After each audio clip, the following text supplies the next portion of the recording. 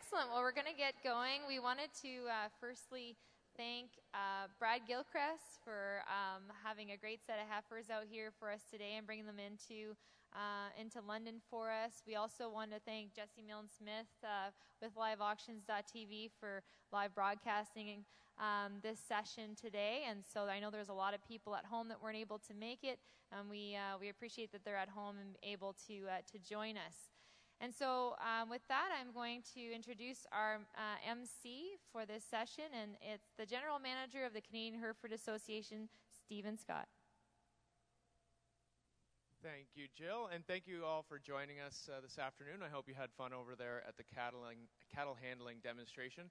Today we're gonna talk about some phenotype first, and then kind of work in genotype and some of the new tools that we have in the industry in actually evaluating cattle from a phenotypic basis, and just kind of have an open discussion. So we will call on you guys to give your opinions either through the app or through questions that you can ask at the mic there. So probably the first thing I'm going to ask the group to do is, if you go into your app and you go to the drop-down menu that's on the left-hand side, and you pull up and scroll all the way to the bottom of that, you'll see two questions. Just a second, mine's frozen.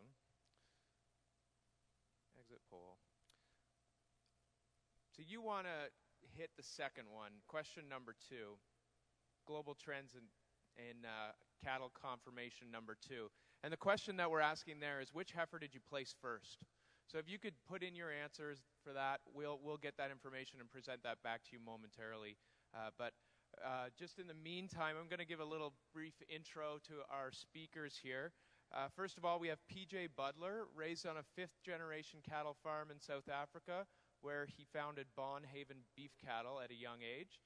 Bonhaven had great success achieving the highest average sale prices and much more success in the show ring as well. In 2012, PJ and his wife Kula moved to Fort Worth, where he established thecattlemarket.net and Champion of the World competitions, which this year will incorporate about 14 different breeds of cattle. PJ is also a well-traveled cattle judge with global perspective, traveling to over 71 countries in his career thus far. PJ has recently joined Transova as the International Business Development Manager, and so we're thankful to have PJ here and his expertise. The next panelist we have is Dr. Dan Scheik. Dr. Scheik and his wife Jennifer and their 2 children live in Illinois, where they operate Scheik Cattle Company along with his father and brother. Now assistant professor at the University of Illinois, responsible for teaching and research in beef cattle and nutrition and management. As well, Dr. Scheik is in his 10th year of coaching the livestock judging team at the university. Dr. Scheik's judging career started out under the guidance of Dan Hodge and Lee Denz at Blackhawk College. As well, he was a member of the champion judging team coached by Dr. Scott Shockey at Kansas State.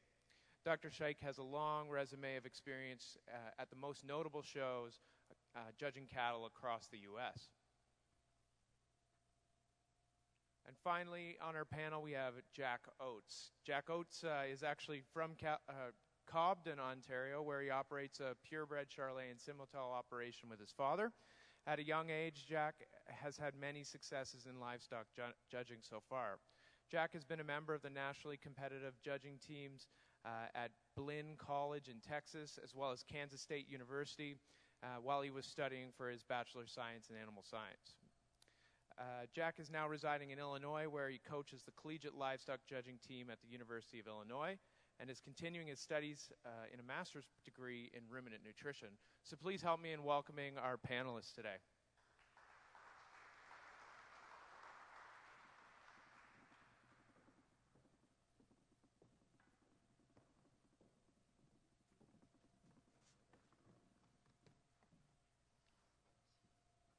So phenotypic evaluation would have started hundreds of years ago as people were selecting breeding cattle for their breeding herds. And so we really wanted to start out at the most basic part of this. And so I'm going to hand this back to the judges to get their placings on the cattle that you guys just viewed. Well, I think first I'll just go through and kind of describe each of the heifers. And so we can start with the number 1 heifer.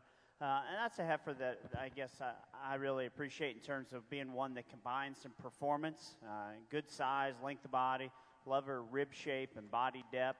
I think she's certainly more than adequate in her natural thickness and dimension. And yet she's the one that I really like in terms of her structure. Feet and legs are good. Balance is really nice on that heifer. She's extremely good down her top line, really level hooks to pins. Everything just blends together. Nice kind of heifer. The 2 heifer, I think, is probably the most like her in terms of her size and her dimension.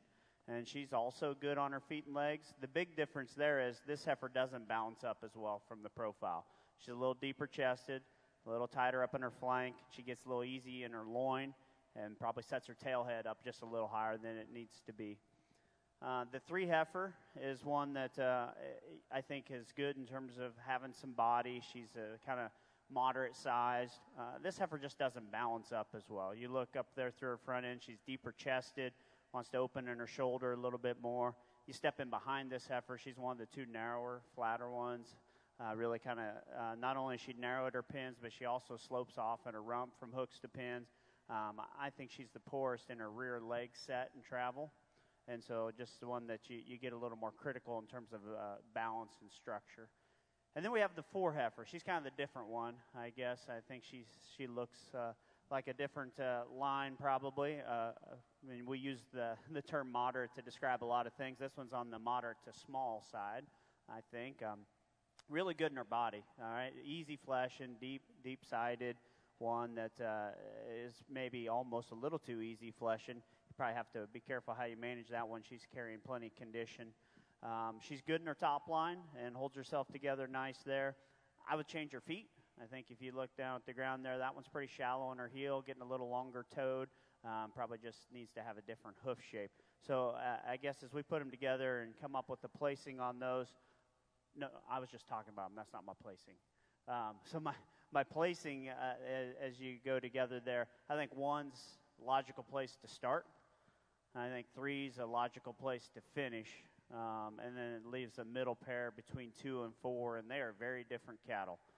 But I like 2 better than 4. Like I said, I just think there's a little more performance, a little more natural thickness. I like her feet better. Perfect. Thank you very much. And next we'll hear from PJ. So in terms of how we place them, Dr. Shaik and I placed them very similarly, and I think I'm not going to rehash his reasons. I think he described those cattle incredibly well.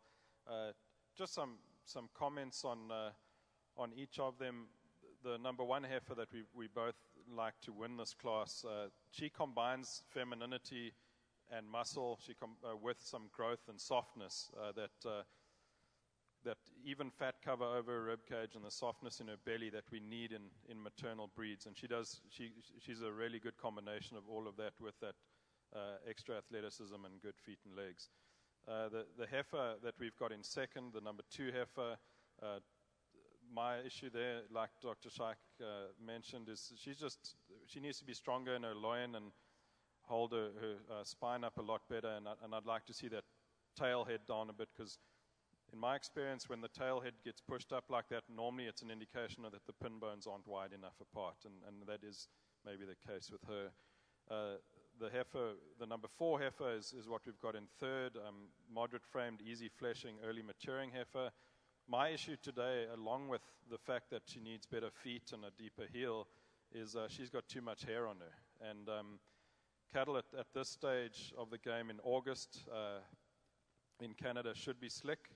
So her pituitary gland isn't functioning correctly, and that's going to affect her reproduction now and along the line. So I'm not saying she's infertile, but cattle that show us those tendencies are subfertile. And then the female we've got in fourth place, the number 3 female, she needed to have a completely different hormonal balance to be any higher today. All her strength is up through her neck and down in her chest, and she's high in her chine, and she's got a little kettle neck. So a lot of strength up front, and then she tapers off and gets tight in her flank and narrow at the pins and narrow at the base. So we want females that wedge the other way. We want smooth-shouldered females with more feminine neck and skull that wedge back into a deep flank and a wide between the pins. and unfortunately she does it the wrong way. So my comment on her is her testosterone estrogen balance is wrong, and that's why she's showing us what she's showing us today. Very good. And Jack? Sure, I'll just give a little discussion of the way I saw the cattle. And first of all, I'd just like to make a thanks to Brad Gilchrist here at the Gilchrist Farms, bringing these really nice Angus cattle. Four solid cow prospects there in the group. Certainly not one that'll put you out of business by any means, but there's definitely some differences in kind. And so I went ahead and started with the number 1 heifer. I thought that one was really high quality. Yeah, I think she's one that's really maternal in her kind, really nice blend of performance and growth and substance with still a high quality look, and she's the one that I thought was the best in terms of her feet and leg structure as she traveled the pen there, and that's what I liked about her. No question, really long-sided, extended heifer that still has a really nice balanced look and plenty of dimension. On the other side of things, I probably have the 3 heifer down towards the bottom. I think that one fell out of bed pretty quickly for me. Sure, she's one that's got some fleshing ease, got some body, and relatively acceptable in her structure. She's not going to be a total cripple by any means. She just could be modified in a few cases just to make her a little bit more attractive in terms of her feet and leg structure. That's one that's a little rounder out of her hip and has a little extra set to her hind leg. And on top of that, she probably needs to balance a little better through her front 1/3. The flatter made heifer there has got a little more chest to her. So she was my logical 4th place. And then I thought there was some discussion there between 2 and 4 in the middle decision. I think the 2 heifer is one that's growth-oriented, power kind of a female. She's got some shape and some length, and certainly the one that's got the better foot design there of the pair. And so you like that about her. At the same time, though, she's one that gets just a little easy in her top line, perhaps. Doesn't have that, high-quality feminine look to her, perhaps down through her chest. And I'd like to see her a little bolder there through her flank. But a lot of growth, extension, and some power there to that female. And she's better in her feet and leg structure than the 4 heifer. 4 is certainly one that's moderate in her frame, easy fleshing, really, really bold-ribbed kind of a female there that you really have to appreciate for that. She's constructed a little better down her top line there of the pair, but at the same time, she's one that is a little earlier in her maturity pattern and certainly wouldn't be one that just has an abundance of growth. And I'd like to see her a little better in her feet. So close decision there in the middle pair, and when you get to talking about the cuts and the difficulty of that decision, I think it's fairly small and could really go either way. So. Very good. Thank you guys so much. So I think, very interesting conversation on just the actual phenotype of these animals and how these guys want to break that down. And now, if I look at the results you guys have submitted, you would have picked the same animal. So you would have picked number 1, 37%. But the next highest animal would have been number 4, so 26% of that. So there's always a little bit of difference in a crowd as to who's going to pick what, but I think the next source of information that we want to introduce for these guys and what they might want to comment on is how do you use EPDs in this same selection decision? We're talking about phenotype. How do you use that as a next step to improve your decision from the phenotype side? Jack? Well, certainly I think EPDs are a very, very valuable tool, and they're something that allows us to evaluate the cattle for more than what we could see with just our naked eye. I think you guys are getting some information passed around here that gives you a little bit more evaluation of the cattle and shows you their genetic potential. And so that is something that we definitely have to take into consideration and show these individual animal strengths and differences here. What I think we can keep in mind is that this is a great tool in our toolbox, and it's not the single factor that we select cattle with. I think phenotype is still king, looking at the animal on the hoof there and just evaluating for what's in front of you is dominant, and we have to keep that in mind. Then also, we can use this in order to enhance our decisions or our mating decisions. How can we better these animals, and what strengths do they bring to the table? Those of you that are getting your paper passed around here, I think we look at a heifer like number 1, and I liked her pretty well, phenotype alone, but now I study that she's a breed leader in the top 1% of weaning, yearling, total maternal, carcass weight. That's pretty phenomenal that you can do those things, and that just kind of reinforces some of my belief in her. Keep in mind we still have to take a balanced approach to selecting them in several different categories, but that's a very useful tool, and I think these EPDs we presented with are very good. I'll appreciate the fact that they're also genomically enhanced, which should even increase our confidence in these particular numbers. My comment on using the genomically enhanced EPDs when analyzing these 4 females. The first comment is that Gilchrist Farms brought us 4 females that match the data that's put in front of us. So what we see out there and what we see on paper certainly matches. Now, this is not always the case, and my compliments to them, because it shows that they are collecting data all the time in the correct contemporary groups, and they're doing it honestly and they're doing it carefully. So that's my first comment. Second comment there is that I'm going to touch on 2 numbers. The first one being the milk number. Obviously, milk number, what's good and what's not good, or what's ideal in terms of milk number, depends largely on where you are and what your nutritional resources allow and what the climate allows. So when making decisions, you've got to fit that to your program.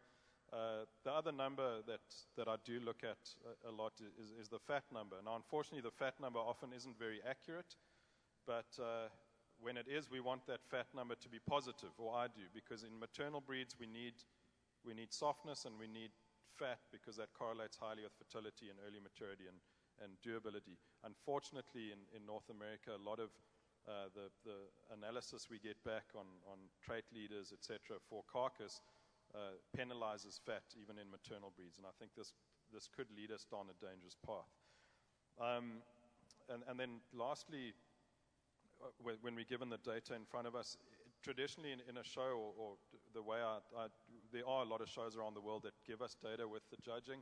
I normally just place the cattle based on phenotype, and very seldom there'll be a number that pops up that maybe could be an issue, like a very high birth weight on a bull or very low milk on a female, that might cause me to change a placing. But generally, I use the data in the commentary on how I've placed them. I think at that level, you've got to rely on your eye and then make commentary around the data on how you would suggest people make those breeding decisions in the future.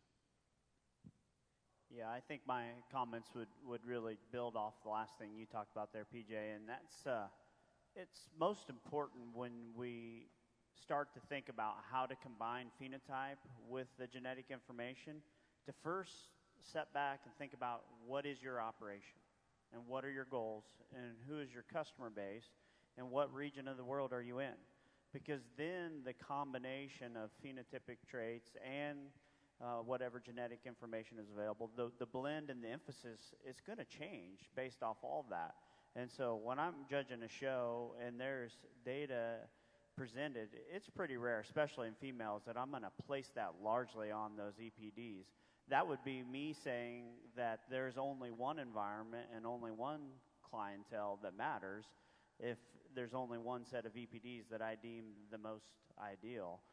So I agree. I would comment on, here's a high growth, bull with good carcass merit. If that's what you need, he has that. Or here's a bull that would be a really good calving ease bull if that's what you need. But it's more of a discussion point. I don't think when I'm judging the show, I'm trying to decide if a calving ease bull has more value than a carcass merit bull. We'll let the buyers decide that later. And so now, I don't want you to take that as me saying that the genetic information is important. It's extremely important, and each breeder needs to use that information within their operation, and they need to know what their strengths are, what their weaknesses are, and they need to know what their customer base needs. And then that's where they need to put the emphasis and which traits they should put selection pressure on. Very good. Now I might pose this back to the audience is, if you go back into your app, and question number 1 is actually, does this information change your first answer? Does it change your lead animal that you led off with? So if you can answer, or your placing in general, does that information change your 1 to 4? So if you can answer that for us, then we'll get back to you on it. So in the meantime, I'll pose a question to the panel, and I'll open it up soon here from questions to the floor. So if you've got questions you'd like to ask these guys, feel free. We can do that shortly. But I wanted to ask the panel, what traits selected for in the show ring are truly economically relevant and what aren't? And PJ can lead off this one. I think that there's been a divorce in the last few decades between the show ring and the commercial industry. And our job as cattle judges should be to be therapists, to bring those two parties back together again. And that's sometimes a tough job because of the forces that are bringing those type of cattle to the show are sometimes bringing cattle that maybe aren't appropriately designed for the real world. I grew up speaking English in South Africa. Believe it or not, this is my home language. It might sound strange to you. But when I moved to North America, I learned terms that I'd never heard before, like freaky fronted and goosenecked and cool looking. And that's fun to say, but there's no merit in that. Those females have no value in the commercial industry. When we clean them up through their throats and take out their chest floors, we're not making them feminine. That's another, we've cannibalized that word. It's an English word. Feminine means that they'd be fertile and be maternal and be productive. Those cattle are not fertile, feminine, and productive and maternal. So I guess what I'm trying to say is if we can keep it, if we can bring back those two parties and act as that therapist, I think we can add value to the idea of showing cattle and make it more relevant again. You know, I would say that I hope, and I guess when I'm judging, and I think this could be said about most, I hope that we start with economically relevant traits. And I think our breeders are bringing cattle to the shows that do check a lot of those boxes first. I mean, hopefully these are cattle that have enough performance. They have enough body and fleshing ability. They have muscle. They're good on feet and legs. But I still got to sort them on something. And so sometimes we end up, it would seem that the emphasis is on balance or how level a top line is or some of those things that really are more aesthetic and have less economic relevance. But at the end of the day, if the top three are all stout and high performing and weigh about the same and they all move good, I got to sort them on something. So it ends up being a little bit more of a beauty pageant, I guess, in some people's opinion at the end, because you're sorting them on something there. I hope that we don't lose sight, and I totally agree, the confusion between femininity and choke neck is a bit of a problem. I mean, I like cattle that are attractive and smooth and blend together, but that's not freaky necked and no-bodied. Well, I agree with both of these gentlemen up here making great points, you know, especially what Dan just said there as far as, you know, hopefully the top end of the cattle in the show ring are all really economically relevant and they check all the boxes that we need to do in the beef industry to make money. Hopefully they're sound structured cattle, you know, that have a look at doability and functionality to them, you know, have some muscularity and have some body, and all those things definitely drive the bottom line in the beef industry. But then on top of that, I think, just like he said, you definitely have to incorporate in a couple other things whenever all of those cattle check the boxes. And so it does come down in some cases to some minor balance differences and how level a top line is or level from hooks to pins. And that can definitely make the difference between first and second. But another thing that, you know, can be criticized sometimes in show ring cattle is extra hair. People say, well, you spend all this time to primp and prep these cattle and make them look so perfect in their hair coat and clip them so nicely. Well, yeah, we do, because that might make the difference in those balance attributes. But at the same time, we have to realize that can be an economically relevant trait. Specifically, when we look at cattle here in Canada, I think you know, cattle from Canada have a reputation worldwide and throughout the United States. I've experienced being kind of hardy and rugged cattle that have you know, some foot, some bone, and some hair to them, and they excel in our climate. And so that can definitely be economically relevant, in my opinion. And so there's a lot of things that go into the show ring that definitely have economic relevance, and then some minor differences between the cattle that you probably need to sort them on and become sometimes trivial, but definitely have value as well. Perfect. And for everybody's information, it was a 50-50 split. Half of you would have changed and half of you wouldn't have. So interesting enough, I think, you know, as we go through today's discussion, the more data we can add to these decisions, the better decisions we can make. And I think we learn that whether it's a breeding program or the show ring as well. So now, is there any questions out in the audience? I'll open it up for audience questions if we've got a few. Mike's got one. So milk EPD number on the number 4 heifer being in the top 1%, and PJ talking about pituitary and function and how that affects everything, what does, I guess, would that change our, I guess, what's that showing you when you're saying that, when you give your reasons, and now with the information not matching what we're seeing or what we're evaluating, how do we combine those two? Or I guess in the placement, when you get that kind of information, what would you do with that information now, being in the, that she is where she is, and yet, as you explained her and as we visualize her, it doesn't match. Does that change her placing? Is that for me? Sure. No, it wouldn't change her placing. That's a milk EPD that wouldn't maybe be desirable for most operations, but the accuracy is only 27%.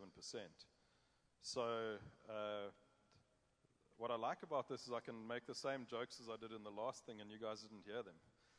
So anyway, with the accuracy of 27%, we can be sitting in London, Ontario, and 27% accuracy will say that I live southwest of here, which is true. But that doesn't give you too much, it's not very specific. You know, when you get to 40%, you get me into the US.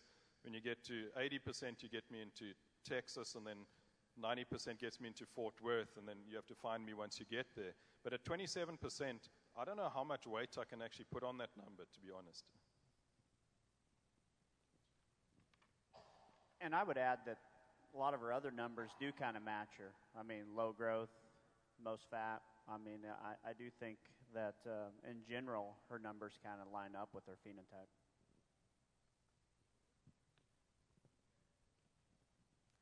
Any other questions at this point out there?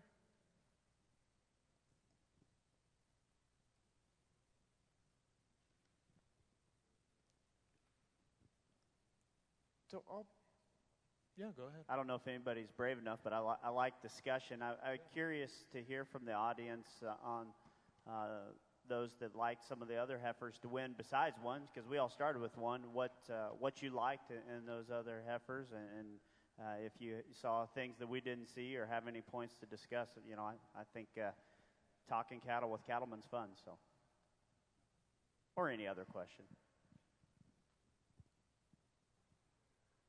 I don't have a response to that question in particular, but I think judging with EPDs available in Canada is probably going to be a new thing. I know they've done it in the States for some time now. Is there sort of a transition for judges so it'll obviously change how people judge cattle because they have to take those two things into consideration when they're in the ring? Is there like a transition or something that judges are using now to use both those tools?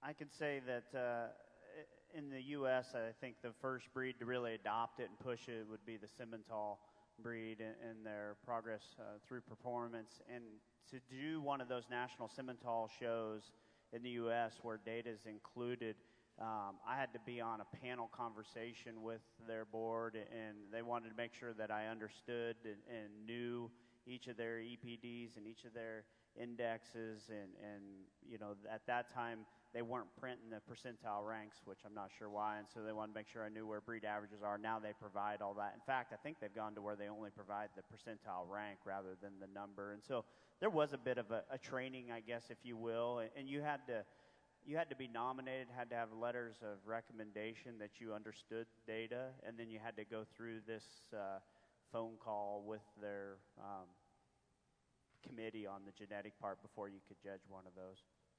If I could just make a brief comment with that. If you're going to introduce data into the show ring, I think it's not so much as about training the judges, but maybe picking the right judges.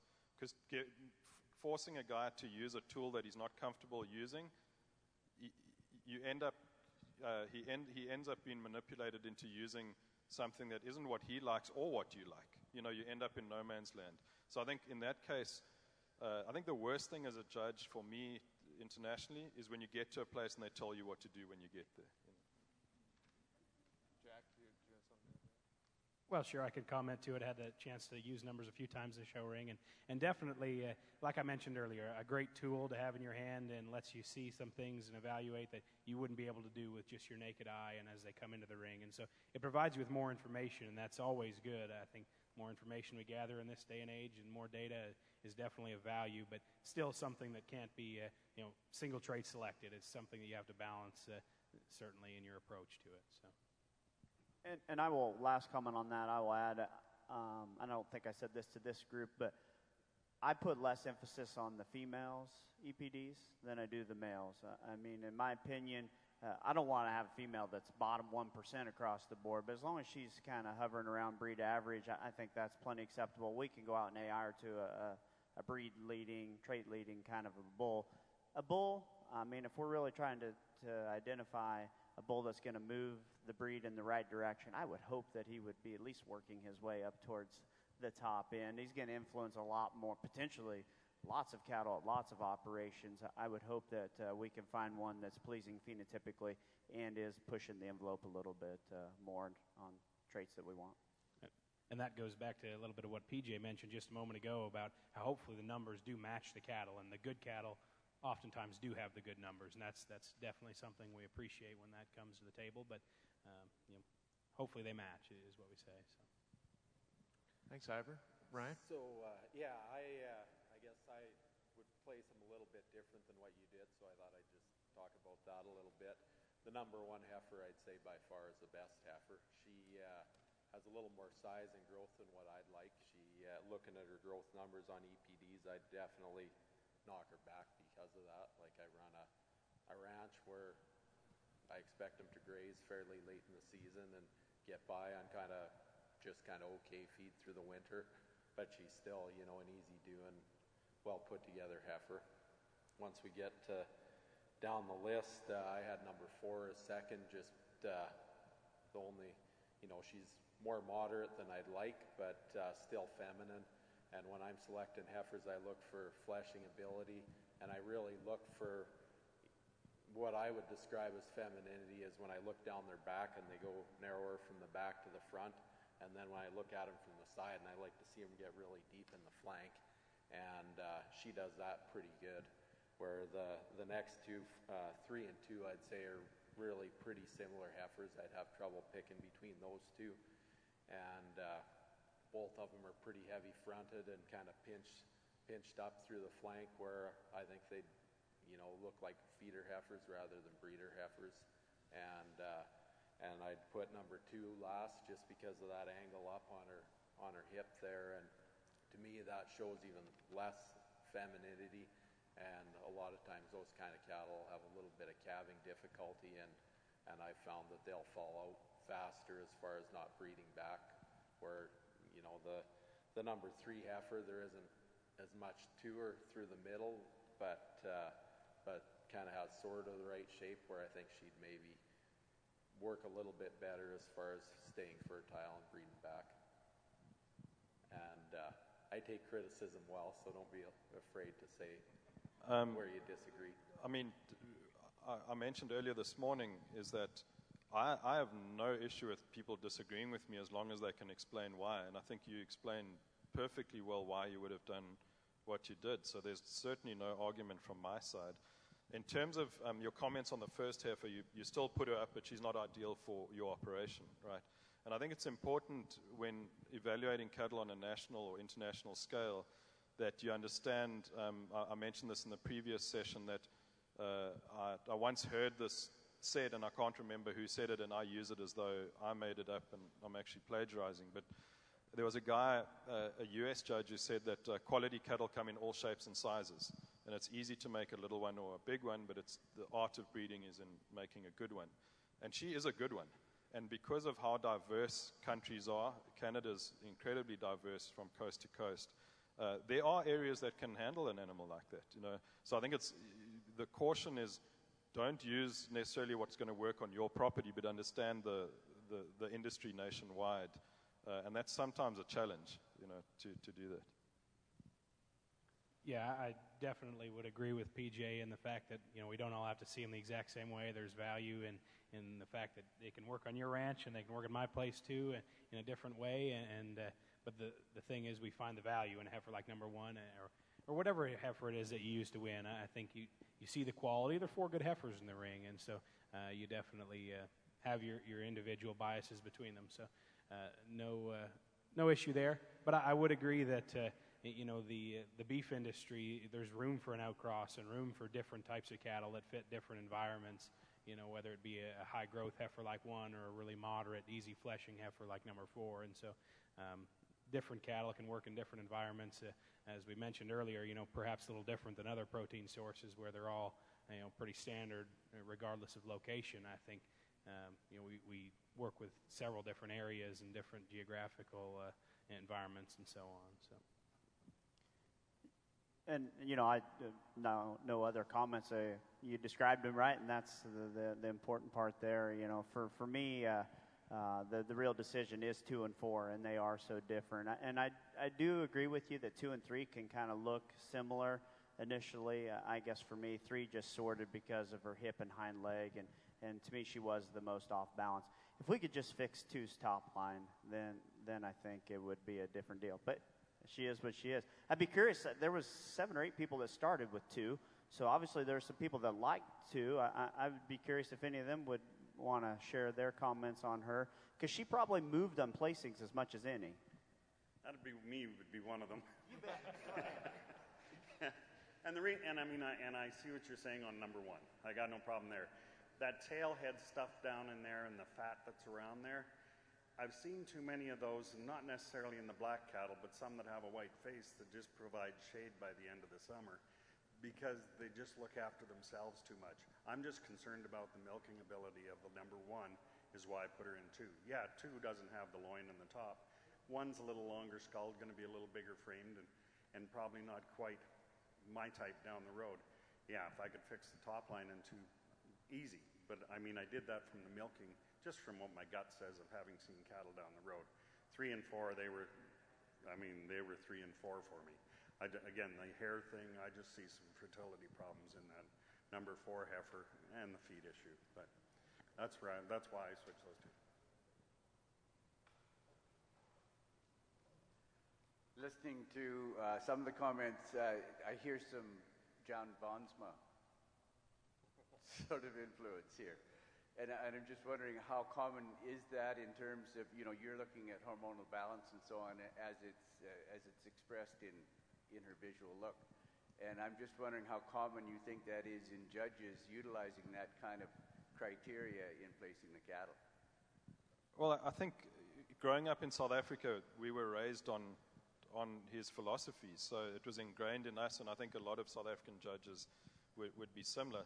And when, I don't know if Dr. Sykes read any of Dr. Jan Bonsma's books, but we agreed on the placings, and I think it's just, at the end of the day, it comes down to practicality, and science figures its way out in different ways. If I hold an apple out and drop it in Canada, my brother's in South Africa, he holds an apple out and drops it. They're both going to fall to the ground. So I think we came to that exact science, but through different roads.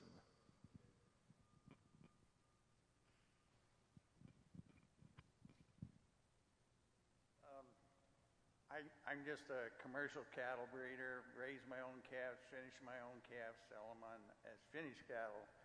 And so I guess if I was going to look at these to buy them, I would want to see these. And the one that I would be least likely to buy is number 4. Basically because she's got a negative ribeye and a negative carcass weight. Even though it's only 30% accuracy, I wouldn't want to take a chance on her because calves would never make me money. Maybe I'm wrong, I don't know. I think it comes back to what we said, and you got to know your operation. And we should have some difference in opinion on placing based off of where you guys are coming from and what environment you're raising these cattle in. One's too big for some of you said. I'm from central Illinois, and we get 40 inches of rain, we have 4 foot of black dirt, and we grow 300 bushel corn. We have feed. She's not too big for where I'm from. She's just right. I know she is too big for other places, and I get that. And I'm not saying everyone has to have her, but if you run a little one where I'm from, you're leaving money on the table because we can support a bigger cow, and you know, so you just got to know where you're coming from. I totally agree where you're coming from on that. If you're retaining ownership and trying to raise feedlot cattle, you're leaving too much money on the table if you have negative carcass weight and negative ribeye. Oh, sure, I can make just a quick comment there.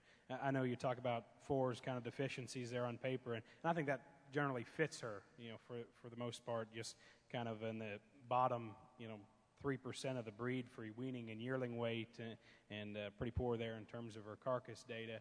And so that kind of fits her, and that's why I think you can go back to evaluating with your eye and just kind of trusting what you initially saw, and that's the low growth, early maturing heifer that just doesn't have a whole lot of top shape and those kind of things. So yeah, I think I'm in total agreement with both Jack and Dan here. One thing we've got to realize from, you know, as cow-calf producers and we analyzing these as maternal females, if these were feeder heifers or steers, you're 100% right. You know, if you want to go feed them, that's good.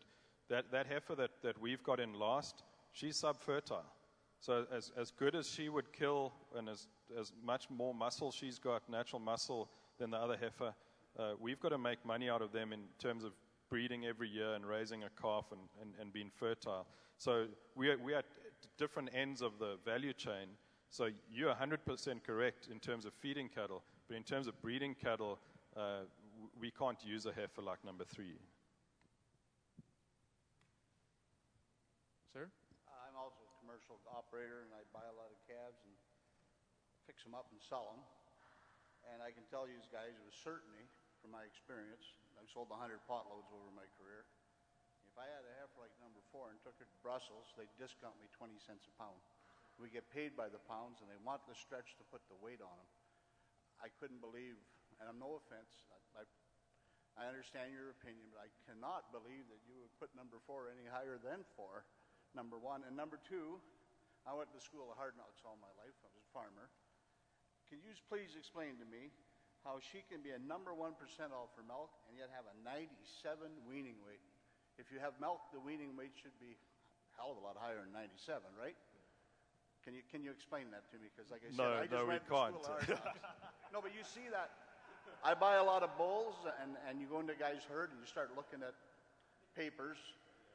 How can you have a bull or a female with a 1 percentile and a 97 weaning weight? It's an indicator of that percentile that the milk is in the bloodlines, but the growth sure as hell wasn't there. It doesn't make no sense to me. And again, I just went to school of hard knocks.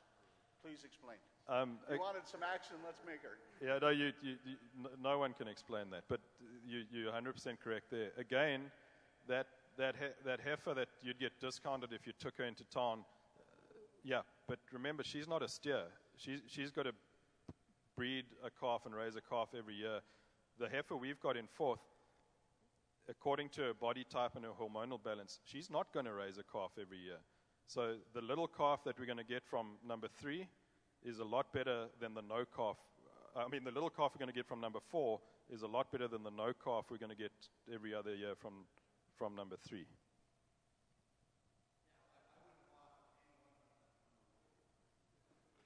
Well, then we all agree. You're right. I'll comment a little bit on the milk and the weaning weight. I certainly can't explain why they are that different, but they are two different things. And so the milk is only looking at weaning weight due to milk. And the weaning weight number is looking at the direct growth component. So that next column over that's total maternal, it would be the number that combines the milk and the growth. And that's why when you look there, she's a little more middle of the road, because there's a lot of milk potential in that heifer, but no direct growth potential, according to the numbers that we've been presented. Thank you. Jill? Great. So from the app, we have a couple questions here. I'll start with the first.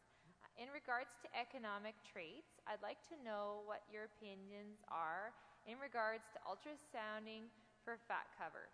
It seems the data is commonly collected everywhere else in the world. Is Canada behind the times, or is it not as relevant as we think? Who wants to start with this? Jack, you want to start, or do you want to start, PJ, for global? I mean, my comment on ultrasounding for fat cover, again, is it depends whether we're analyzing maternal or terminal cattle. The information is power, but I think how we use it, we need to apply it very, very appropriately. I'm on a soapbox every day about us getting our maternal cattle too lean. So, man must measure. That's what Jan Bonsma wrote. We need to know everything, but it's in the application of it that I would be a little concerned that if we're going to measure fat and then penalize cattle for being fat if they are maternal, I'm going to struggle with that. Yeah, and I agree with what you're saying. I'd say I probably view fat a little bit more like milk, and it's a bit of a Goldilocks trait. Not too much, not too little. There's kind of a happy medium, but I would err the fat on a little more on the fat side. But again, it depends on your operation and your situation. There are places of this world where we absolutely need cattle that have the ability to lay down fat, or they will not. I mean, it's well documented. If they're too skinny, they are not going to get pregnant, and if they're not pregnant, they don't make you any money. So, but I do think there's kind of a happy medium on the ultrasound. I think that it's absolutely a valuable tool. There's not enough cattle that are killed in contemporary groups for there to be carcass data that has enough meaning. I mean, there's just not enough of those groups that go through intact. And so by using ultrasound for not just fat, but ribeye area and marbling, intramuscular fat, in these replacement heifer groups or bull groups, when they're still a proper contemporary group, there's a lot of value in that information. No, ultrasound isn't as precise as kill data, but strength in numbers, large contemporary groups that are appropriately intact, that data is way more powerful. I would say that the ultrasound data is definitely something that has value. I think it adds just more confidence to us and get more phenotypes turned into the associations. When we get those additional phenotypes, we can really appreciate what it does for the accuracy of these EPDs. It increases it, and it's really nice and refreshing to get more and more turned into the associations, and ultimately that can be a better tool for us in these EPDs. So, yeah. So the second question I have is, when you look at the leading cattle nations in terms of breeding cattle, where does Canada stack up? Are we balancing the use of phenotype and EPDs appropriately in comparison? Do you want to take it from an American perspective? Go for it, Jack.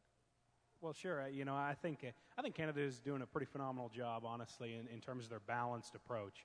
I think we can get into a few different situations in different countries where perhaps they find a particular trait that they really really like, and they can chase that down a rabbit hole, and it can certainly lead to some advantages, but it definitely has fallbacks. And so I think the king is the fact that we just have to take a balanced approach to doing it. And I hope that we understand these phenotypes first off and evaluate what we can as breeders. And breeding cattle is definitely an art, like I've mentioned before, and it can't be done off paper and graphs. And so there are breeders out there doing that perhaps, and they get rewarded for their endeavors. But personally, I think I'd sure prefer to evaluate cattle with my eye and appreciate them for what they are, and then use this as a secondary tool of value. I'm definitely a proponent of using EPDs, and specifically genomically enhanced EPDs that we have more confidence in. So I think Canada's doing a pretty nice job, honestly, of not getting too caught up and chasing these numbers to the extreme, but just incorporating them in a nice balanced fashion.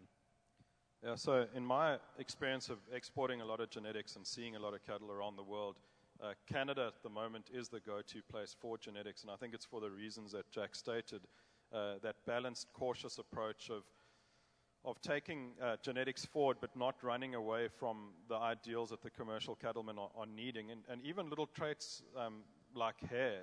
A lot of southern hemisphere countries and even subtropical countries have been afraid initially to use Canadian cattle because of how cold your winters are and how much hair they grow. But when when they've used them, they realize that Canadian cattle are extremely good-haired cattle. And it's because you've got these long daylight hours through the summer where cattle have to shed, and they have to shed early in order to be productive and functional and fertile. And it's ironic, actually, that cattle that can grow this much good hair in winter are also first to slick off when you send them into the southern hemisphere and subtropical countries. And I think the other thing that is marked is when you go to the big registered livestock events across Canada, when you're driving to those events from another town, the cattle that you're seeing in the show ring resemble what you're seeing next to the road on the highways, which, I mean, that's certainly hats off to the breeders. They're keeping it real.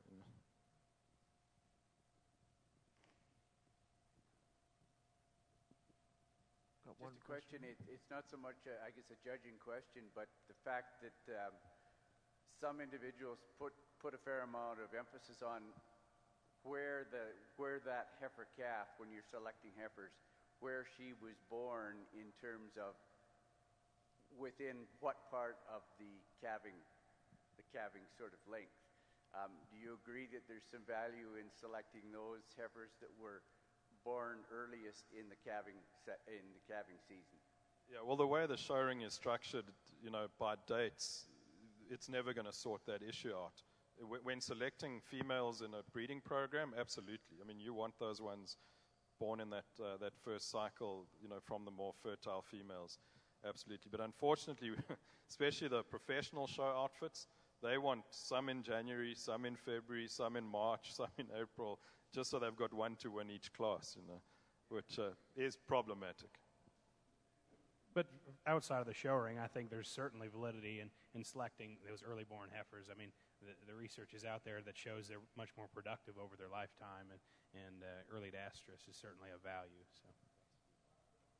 And I think we'll have to wrap up. We probably got 5 more minutes or so. But the one final question I guess I'd like to ask you guys is, if you had a wish list, a pipe dream list of data that you could have while you were in a show ring picking out cattle, what would that look like? I guess for me, if I could be given a couple pieces of information, it would be those traits that are economically relevant, low heritability, and not correlated to phenotypic traits very well. So the first to come to mind is if you could tell me without a doubt that the heifer I liked was going to calve on time, breed back on time, and do it for 12 years, then I'd look really smart. And so I would like to know that, and I would like to know feed efficiency, because I know some people, I've heard plenty of judges say it, it's actually one of my biggest pet peeves. You cannot look at an animal and tell me if they're efficient or not. You just can't. We've fed 1,000 head a year with individual feed intake records, and I've tried really hard. And some of them look efficient, and some of them I would never guess that they are. Sometimes they're big, sometimes they're little, sometimes they're deep, sometimes they're shallow. There's a few trends there, but if you could tell me the feed efficiency and reproduction longevity, I think I could look and figure out the rest. I think for me, it's not necessarily about additional information, but the information that we are given, often even at major shows in the US and around the world, is incomplete because you don't have that information on every animal. And also, it's not given in context. So, for example, you'll be given a ribeye area size but not a weight, or you're given a marbling score in some of the Wagyu shows I've done, but they've all come from different environments and different nutritional programs. Data's only good if it's in context and it's relevant, to that situation. So it takes a lot of effort to put those data sets together, and I think it's not worth it if it's not complete and it's not relevant. I could probably answer by just saying I agree. Both of those guys made great points, but we can study their phenotypes when they come in the ring and appreciate all those things, but at the end of the day, it's very, very hard for us to tell, just based on looking at the animal, that she will be reproductively efficient and breed back.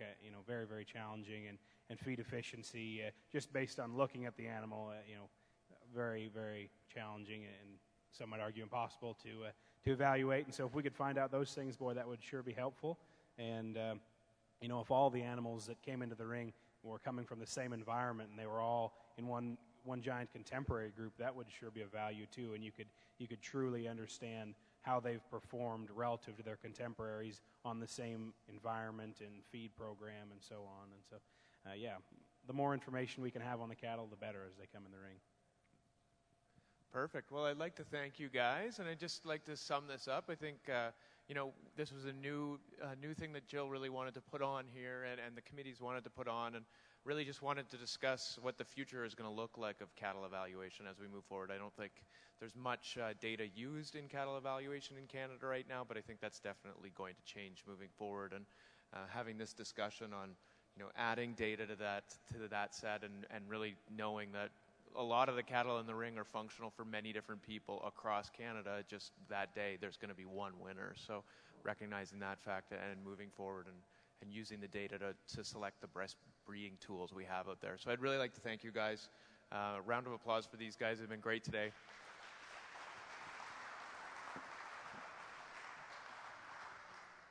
I wanted to take the opportunity to thank you all once again. We've had 2 fantastic sessions, and I think I'll say that this is probably the most interactive session that we've had. So I wanted to thank all of you for asking questions, whether it be through the app or up at the mic. I think we had some great dialogue today, and if this is any reflection of programming for the future, I hope that we can do this again. So I wanted to show a little bit of our appreciation for coming all the way here, whether it be across the country or into our country, and wish you all the best in your travels. So thank you once again. I'd like to also highlight Jordan McMullen from our team here. She helped us with our app creation. She's a genius in all of that. Our Ilana Minchow, our executive director that's here. And of course, Tammy Ryby, who's our chair this year, an Angus breeder here in Ontario, who's done a fantastic job of hosting us. We've had a phenomenal conference, and we're so very proud that we were hosted here in Ontario this year. We have a national conference, and we're going back to Calgary next year, and look forward to coming back to Ontario again in the future. Lastly, thank you very much to Live Auctions for broadcasting this today. We look forward to seeing the recordings being promoted from coast to coast and across the country. Thank you very much, Jesse Milne-Smith, as well. Thank you, and have a great day.